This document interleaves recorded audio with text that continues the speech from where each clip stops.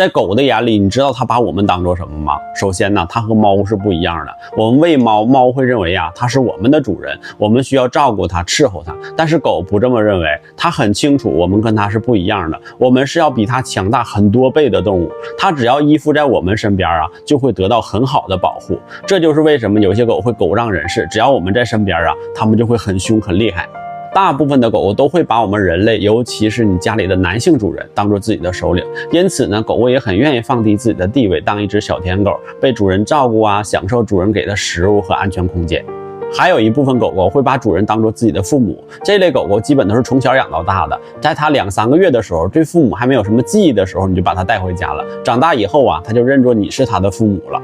大部分的狗狗心里啊，主人就是它的全世界，是它的情感寄托，是它一辈子都放不下的人。而且在狗狗的世界里啊，没有明确的对错之分，主人就是他们一生最重要的人，他们很依赖主人，对主人呢也是100%忠诚的。你家狗狗把你当首领了，还是当父母了？评论区分享一下吧。